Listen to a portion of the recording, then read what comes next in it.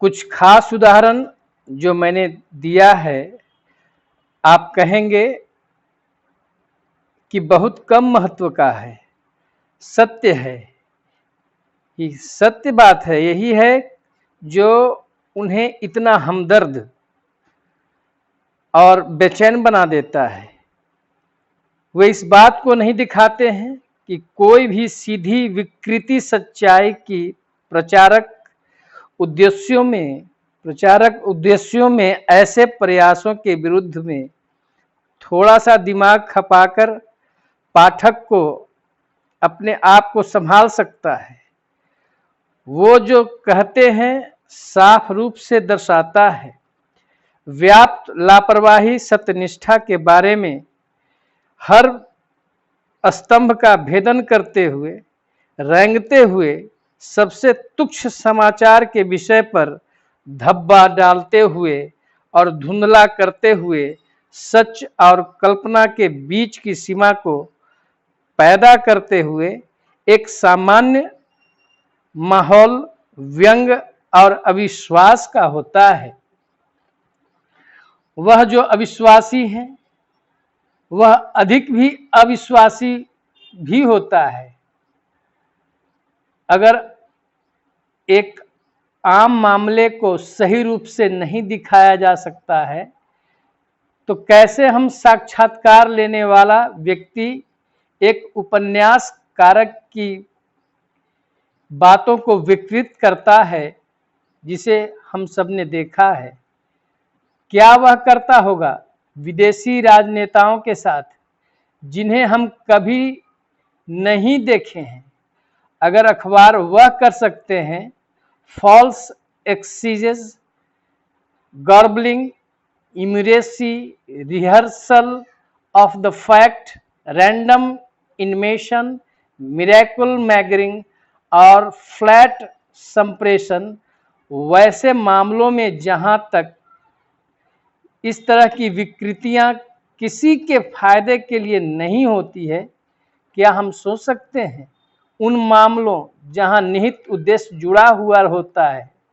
और सबसे परे हमें इनसे करना क्या है जिन पूर्वधारणाओं के ऊपर ये आधारित हैं कि पाठक कितना बेवकूफ़ है कि वह सामान्य सी गलतियों को पकड़ नहीं सकता है और इतना हल्का है कि इसका विरोध भी नहीं कर सकता है। एक अच्छे पत्रकार आज भी इस स्थिति को नापसंद करते हैं, नहीं जिम्मेवार संपादक करते हैं, लेकिन वे संपादक तथा पत्रकार जो कर्तव्य, संयम तथा शोहरत का उच्च स्तर बनाए रख सकते हैं, वे दबाव में दिन पर दिन कम होते जा रहे हैं। जो अखबार संयम से समाचार पत्र पेश करता है उसके लिए अपनी प्रचार संख्या बढ़ाना कठिन होता है। शायद यह सच ही कहा गया है कि प्रत्येक राष्ट्र को अपने जैसा ही प्रेस मिल जाता है।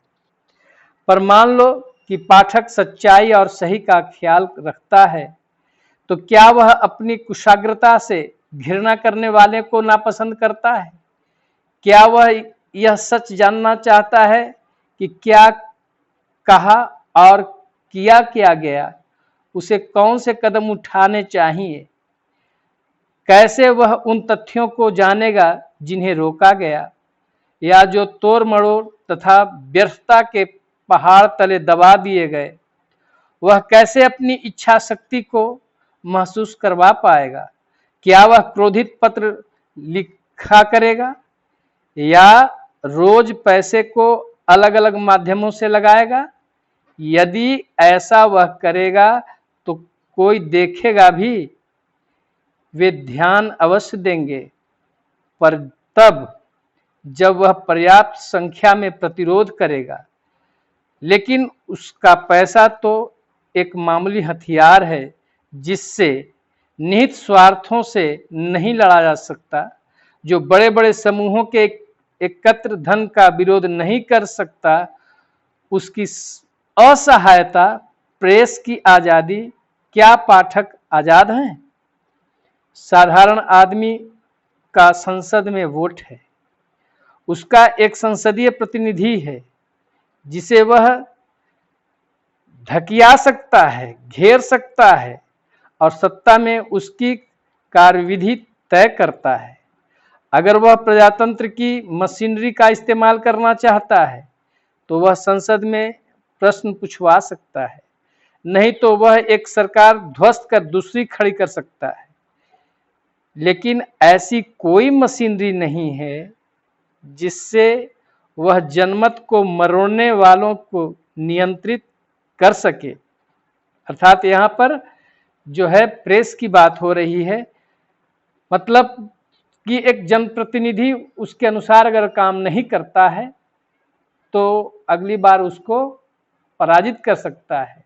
लेकिन इस पत्रकारिता में उस जो मशीनरी लगे हुए हैं उस प्रेस को नियंत्रित नहीं कर सकता है।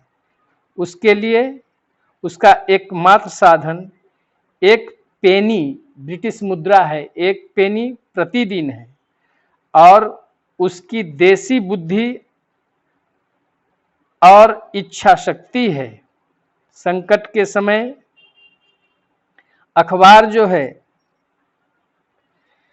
सबसे पहले आवाज बुलंद करते हैं, लोगों को तथ्य जानने दो, परंतु शायद तथ्य या सच तो भगवान है जिसका लोग अंतिम उपाय के रूप में आह्वान करते हैं, जबकि दूसरे सर्वसुलभ देवता उनको हताश कर चुके होते हैं। तो यह था how free is the press, जिसमें यह दर्शाया गया है कि किस किस परिस्थिति में जो है प्रेस जो है बातों को, तथ्यों को तोड़ मरोड़ कर पेश करता है और इसके पीछे कौन कौन सी मशीनरी लगी हुई रहती है। और